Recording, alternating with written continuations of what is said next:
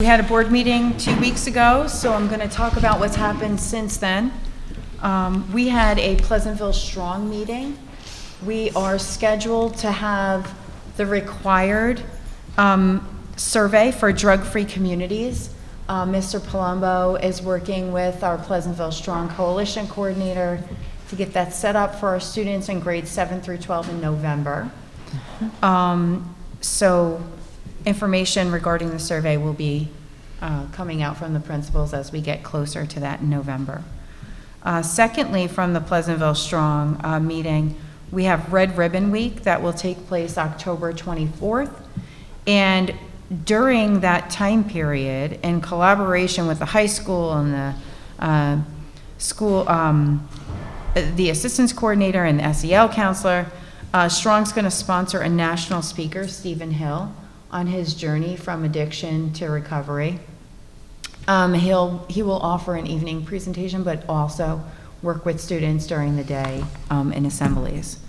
So that is the coverage of the Pleasantville Strong meeting. I will invite Dr. Fadjo up to talk about the District Technology Committee meeting that took place during these 2 weeks. Good evening. So earlier in the month, we had our District Technology and Innovation Committee meeting. Angela Vella was there representing the board. Thank you for attending. This session was a really great chance for us to kick off the school year, talk about our technology initiatives. The committee has always been a way for us to engage in some additional thinking around different directions where we want to go. It's an advisory group, so we bring in a lot of stakeholders from the community to share their expertise. And this year, we were picking up kind of where we left off last year around instructional technology.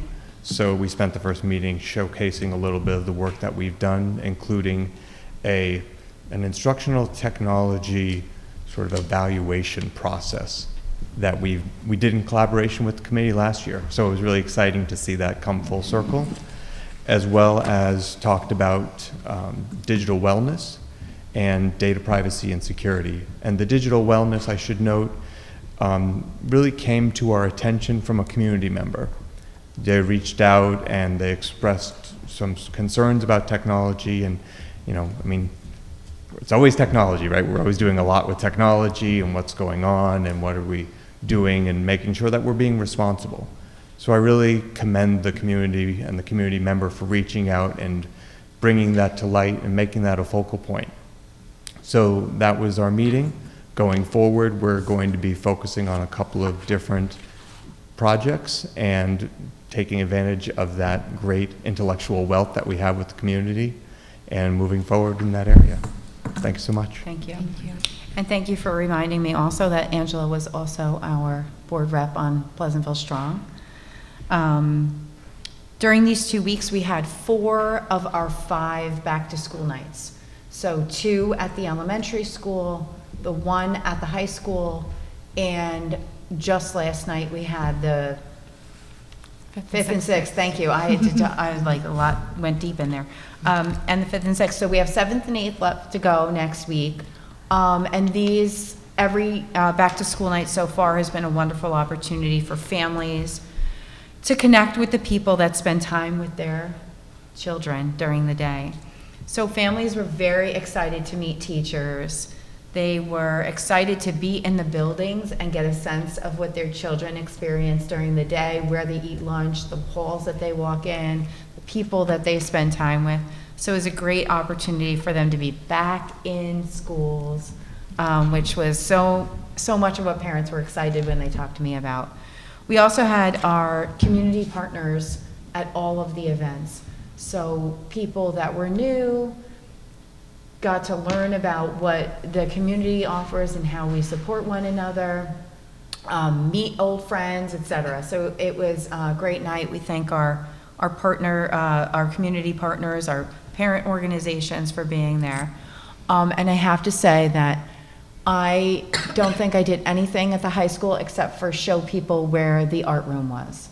So now parents know when their kids have art that they are going to a special place in the building where our art rooms are. So they had a lot of fun. They were even still talking about it today at the soccer game, that they were like, who knew where the art room would be? Would be such a challenge. Great job on the back-to-school nights for everyone, and very well attended by our families, too. So I think they were excited. And as you all know, it's been an exciting couple of days, and especially past couple of hours, planning for homecoming. The kids have been in school, and the staff have been in school. I think it's given everybody an excuse for however they want to dress. So we have like different themes. The high school started last week with the days having different themes, and then this week, and because it was a shortened week, and then this week continue, and now the middle school threw on themes as well this week.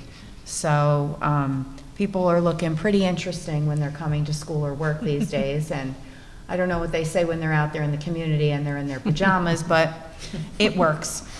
So there's been a lot of fun going on, and as you know, we made a couple of changes in the schedule, but really the spirit of homecoming is that every varsity team has a competition, as many of them at home as possible. Starting today, we had the varsity girls soccer team playing this afternoon, up and through all sorts of things tomorrow, Friday, Saturday, and even on Sunday. So luckily, we also have our local live up and running. The local live is a live streaming opportunity to watch many of the competitions. So where and when possible, we have that system up and running. If you cannot make a game in person, you can watch it on your TV or wherever you have data and can see the internet. The last thing I wanted to Are links to those games on the website? How do parents find that? Yep, the links are on the athletics website for how to get to Local Live and the schedule and what you can see and can't see. So the link to Local Live is up there, and then the schedule is also on there. Thank you.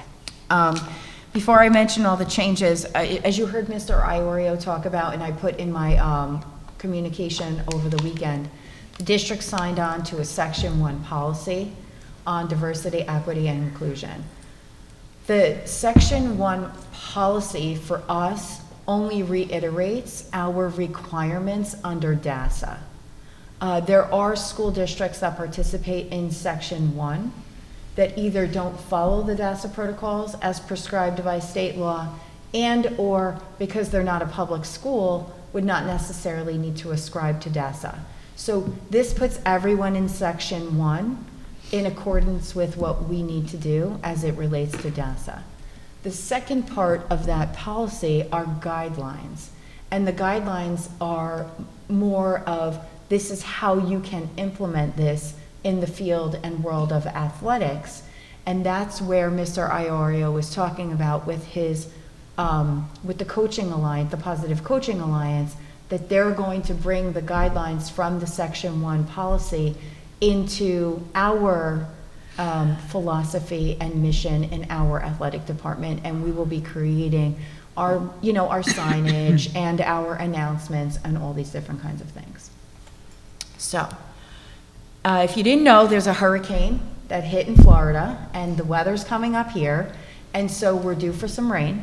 And we decided today to move the football game, as opposed to postponing to Sunday, where we could have fields that would not be playable, to move the game to Friday night. We have, obviously then cannot have the bonfire and the evening pep rally, so we are scheduled for our football game. So we moved up the spaghetti dinner. We're having the football game tomorrow night at 7, and then the BRS movie night is also tomorrow night. I think it starts at 7, so get there at 6:30 if you want a seat. And everything else is on as scheduled in my K-12 alert that I put out today. I did put the schedule because if any changes happen, you'll be able to click on that link to see the schedule of all the games.